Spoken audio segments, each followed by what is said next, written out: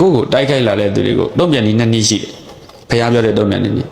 တခုကဒီခံပြီးတုံ့ပြန်ရမယ်တဲ့ဖြစ်ရှင်းတရားမလို့တဲ့ကိစ္စဇိန်သမာနာအခုလိုတရားပွဲကြီးလူစီတီရောက်တဲ့အခါဒီမှာကိုဝင်ဆောင်ကြီးတဲ့တာဝန်ယူနိုင်မယ်တဲ့နော်ဒီမှာနေသိလာသိဖြစ်နေပြီတဲ့မွေးတော့မယ်ဖွားတော့မယ်နော်ပြောလိုက်တော့ဘလို့ပုဂ္ဂိုလ်ကြီးညာလို့ပုဂ္ဂိုလ်ကြီးတင်ဘလို့တာဝန်ယူမလဲပါညာဆိုတော့ဘုရားရှင်ကပြောတယ်ဇိန်သမာနာတဲ့ဒီကိစ္စမင်းနဲ့ငါပဲသိတယ်နော်တဲ့ဖះပြောတယ်ဒါပဲသစ္စာတရားတွေပါလေပြောဦးနော်ဇိန်သမာနာတဲ့ဒီကိစ္စမင်းနဲ့ငါပဲသိတယ်ဟုတ်တယ်တဲ့တော်နဲ့ကျုပ်ပဲသိတာဟုတ်ဘာညာလဲဆိုပြီးတော့နောက်တော့မနေနိုင်တော့ပြိဿတွေထပ်ပြန်ပြီးတော့အဲ့ဒါမြေမြူတာကိုဝင်ကအတုလေ AI နဲ့လှုပ်ထတာဟုတ်လားမြတ်စွာဘုရားရှင်အဲ့ဒီကိစ္စမှာတော့ပြိဿထဲမှာတီတီငြိမ်နဲ့တူတုံ့ပြန်လိုက်တယ်ဇိန်သမာနာဒီကိစ္စမင်းနဲ့ငါပဲသိတယ်ဆိုဟုတ်တယ်ဇိန်သမာနာမဟုတ်ဘူးဆိုတော့ तू သိတယ်နော်ဘုရားနဲ့ရတဲ့ကိုဝင်မဟုတ်ဘူးဆိုတော့ तू သိတယ်နော်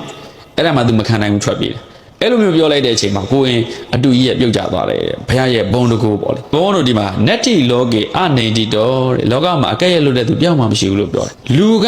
ပိုးပြီးတော့အကဲ့ရဲ့ခံရတယ်ဆိုတာပိုးပြီးအင်အားကြီးတာခွေးသေးကောင်ပုဂ္ဂိုလ်ဘယ်သူမှခြေထောက်နဲ့မကန်ဘူးတောကကင်းဝေးနေနိုင်ရေးအဲ့လေးဖတ်ကြည့်နော်လူခွန်းနဲ့စာအောင်ညွှန်းလို့အဲ့ကြောင့်လည်းပါတယ်ခွေးသေးကောင်ပုဂ္ဂိုလ်ဘယ်သူမှခြေထောက်နဲ့မကန်ဘူးသူကလူဘုတ်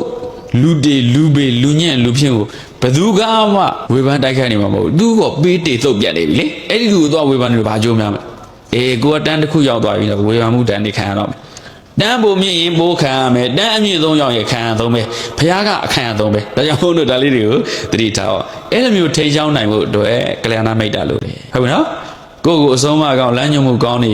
ရှိတဲ့ကလျာဏမိတ်တာလိုလားမလိုဘူးလား good friends မိတ်ဆွေကောင်းလို့လေ